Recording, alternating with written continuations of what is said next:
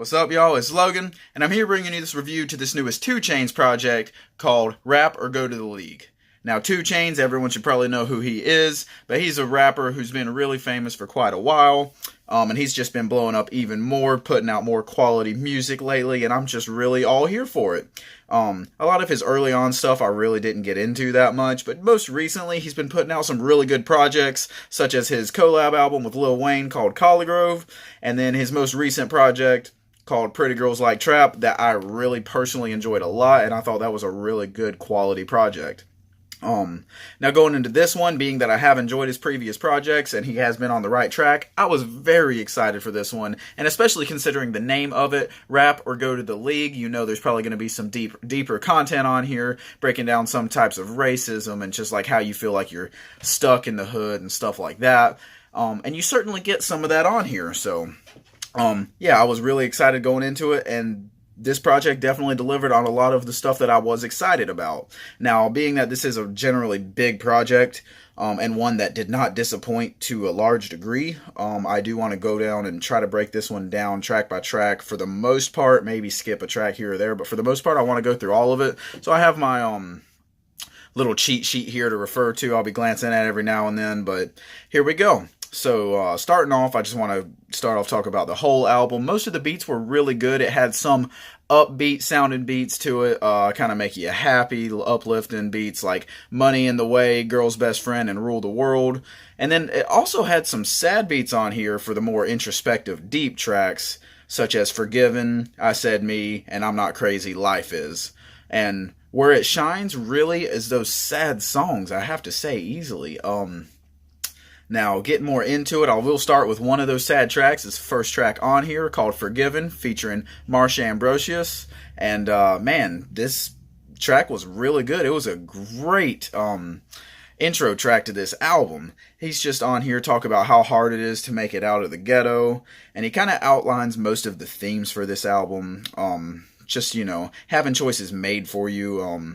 Really growing up in the ghetto, you kind of... your only way out is to rap or go to the league. He talks about that a lot on this track. He even mentions one of his friends, Lil Fate, who had his kid shot, and he died from that. Just talking about stuff like that, really deep content, and the hook on here, just beautiful. A beautiful track that just really gets into some deep content that you can come to expect from 2 Chainz lately, although not on a lot of the tracks, but here, yeah, definitely. Now, moving on to the next track, Threat to Society. Here he is just talking about, I mean, of course, the name gives it away. He's just talking about being a threat to society, or at the very least being perceived as that, and how growing up in the ghetto, he had to make it, sometimes he would have to sell drugs and stuff like that, and he even refers to regretting having to sell drugs to his mother, which you could imagine that would be something extremely difficult to deal with, so that was just an interesting and deep content on there that you just never really think about until someone actually brings it up. Next song I want to talk about, Statute of Limitations. Here he just refers to the actual statute of limitations that the USA has, which says you can be brought to legal action within 5 years of the thing happening. But he is bringing up stories of, like, drug stories of him selling and all that stuff that clearly happened more than 5 years ago. Obviously, he doesn't have to sell drugs anymore, being that he's a famous rapper. That's just an interesting track, for nothing else, just to hear what he used to have to do as a younger person. I almost said a child. I would hope he wasn't a child selling drugs, Lord willing. The next track I want to talk on here, High Top Versace. That's the one featuring Young Thug. And this was kind of a filler song. You know, they're just talking about money, having things such as Versace, just being rich and all that. But it is still a good track. It doesn't really stand out, but it doesn't disappoint at the same time. Young Thug has a good verse on here. He fits in perfectly on there. So, I mean, it was a pretty good track, enjoyable, nonetheless being a filler song. The next track on here would be Whip. That features Travis Scott. Travis really only does the hook. He does not really have a verse on here. It's a fun song, but again, it's a little bit more of a filler at the same time. No real content on here to talk about. They're just talking about whipping. Of course, you know what that means. Talk about their cars and all of that stuff. So yeah, that's just 2 straight filler tracks, although still enjoyable and fun. The next track on here, NCAA, of course.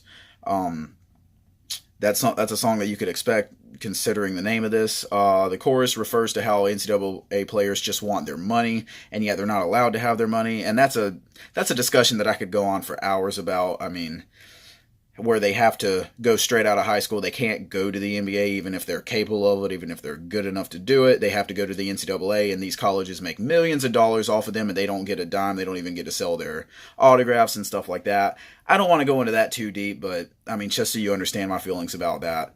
Players should be allowed to go out of high school, or they should be able to make some money off of their likelihood. I mean, there's no reason for a college to be able to make millions, and the dude can't even make a single dime off of it. It's not like the education's benefiting them because they're going for basic classes that really are, I mean, I'm in college right now, and I can tell you a lot of the basic classes are not going to do you any favors in the future. They're pretty basic and useless for the most part, so let them make some money. Let them go straight to the league, or at least let them make some money off of their jersey sales or something like that. I mean, that's all I have to say about that, though.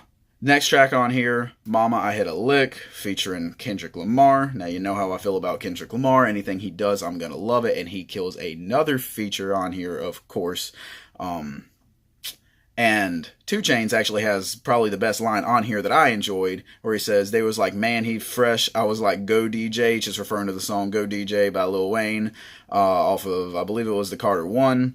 I love old Lil Wayne stuff, and I thought that was a good line. But I really enjoyed this song. They're just talking about how, you know, hitting a lick just basically means coming into money really easily, and usually in an illegal way. And that's just something that you have to deal with growing up in the ghetto, I guess. You know, thought that was a good track. I thought Kendrick had a really good feature on there.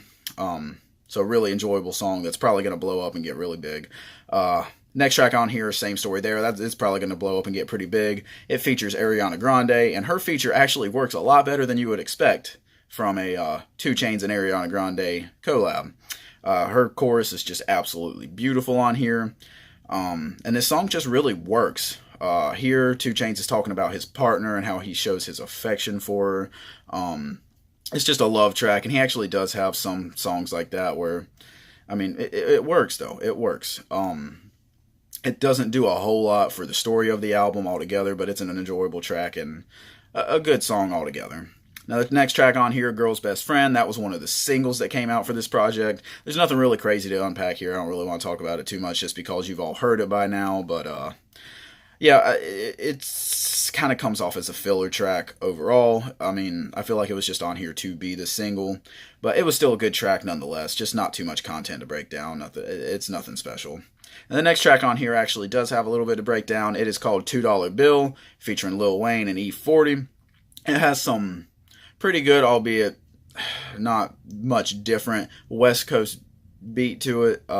Pretty enjoyable, though.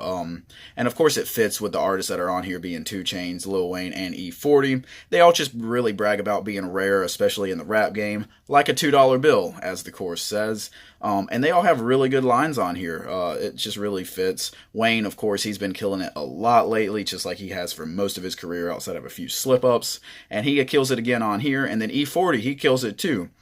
He's one of those artists, of course, if you don't know who E40 is, he's one of those artists that usually kills it, but sometimes he comes in and disappoints. He did not disappoint on here at all, and he just had a really good verse. All of them had good verses. Not too much content-wise to break down. It doesn't really fit into what the narrative, I believe, should be, but overall, still a great track, and I really enjoyed it. Next track on here, I Said Me. This was one of my favorite songs on here. It has a sample, just like 2 Chainz. Some of his best music comes from sample-based stuff. He actually samples the song My Favorite Things. This is just a song like, you know, you hear it every single year coming around Christmas time and all that. And I thought it was really interesting to sample that for the intro and then occasionally throughout the track. But this song had the tone set by the eerie beat. It's just, he's on here talking about being a drug dealer again. That's a lot of the content that is on this project. And I thought this song was really good. I really enjoyed it. Now, the next track, probably my favorite. It's I'm Not Crazy, Life Is, and it's featuring Chance the Rapper and Kodak Black. And I mean, let's be real, Chance, he always kills it. I love Chance. I'm very excited for his upcoming album. And then Kodak actually does good. For someone who I'm not a big fan of at all, and his voice usually gets on my nerves, he actually does really good. And this song overall works for me. It has a very melancholic feel to it, but I really like that, and I like how he does that on a lot of the tracks on here. Now just moving on real quick to the next track before I get to the overall breakdown. The final track is Sam, and it just refers to Uncle Sam being a personification of the USA, kind of the same way that Kendrick Lamar did that on To Pimp a Butterfly. And he just talks about how he believes that Uncle Sam uses taxes to steal money from everyone, really. And that was just the encapsulation of the overall message of this project, where the USA doesn't want you to have anything. So yeah, overall, this album, really enjoyable. Good content. Given the name of it, I would have liked for him to go deeper into what it was like to grow up in the ghetto and feel like you had your choices made for you and feel like there's no way out unless you become a rapper or a baller. But overall, he did good with the content. There were a few fillers here and there that were still enjoyable songs, but I would have liked for him to stay a little bit more on topic. I'm not going to complain too much about that, though.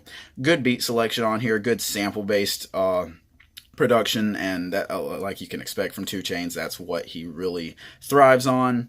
Overall, I really enjoyed this project, although I will say I did not enjoy it as much as I wish I would have. It did not disappoint me either, and it lived up to what I was hoping it would. It is a good step in the right direction for him, as he has done lately. It is, in my opinion, better than Pretty Girls Like Trap, even though I really enjoyed that project, although I do wish it was still better than what it is right now.